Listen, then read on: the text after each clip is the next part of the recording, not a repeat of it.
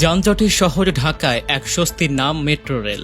নগর জীবন সহজীকরণে দিয়েছে নতুনত্বের ছোঁয়া। রাজধানীবাসীর দৈনন্দিন জীবনে মেট্রো রেল বাড়িয়েছে গতি, কমিয়েছে ভোগান্তি।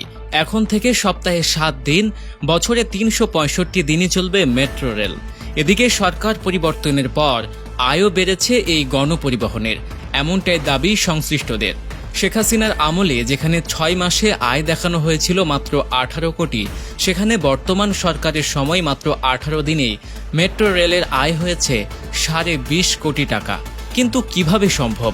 ঢাকা ম্যাস ট্রানজিট কোম্পানি লিমিটেডের ব্যবস্থাপনা পরিচালক মোহাম্মদ আব্দুল রৌফ জানিয়েছেন, চলতি সেপ্টেম্বর মাসের প্রথম 18 দিনেই 49,09,049 জন যাত্রী মেট্রো রেলে ভ্রমণ করেছেন।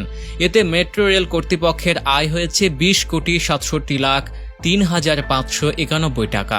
গত 19 সেপ্টেম্বর ডিএমটিসিএল এর প্রধান কার্যালয়ে আয়োজিত এক কনফারেন্সে মোহাম্মদ আব্দুল রৌফ জানান, এই 18 দিনের মধ্যে 2 দিন শুক্রবারও বন্ধ ছিল মেট্রো রেল।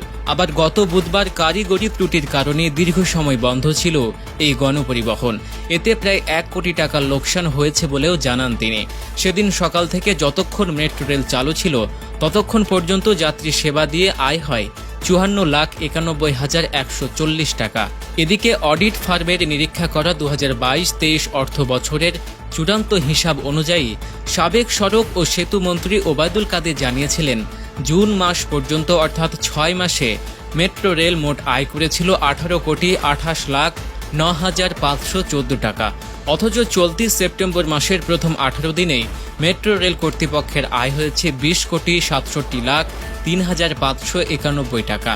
অর্থাৎ হাসিনার আমলে যেখানে 6 মাসে মেট্রো রেলের আয় দেখানো হয়েছিল 18,28,09,554 টাকা, সেখানে দেশের রাজনৈতিক পট পরিবর্তনের পর বর্তমান সরকারের সময়ে মাত্র 18 দিনে মেট্রো রেল আয় করে ফেলেছে 20,67,00,000-এরও বেশি টাকা। এদিকে এমন তথ্য সামনে আসার পর থেকে মেট্রো রেল খাতে বড় দুর্নীতি হয়েছে বলে বিতর্কের সৃষ্টি হয়েছে। বিষয়টি খতিয়ে দেখার পরামর্শ দিচ্ছেন নেটিজেনরা।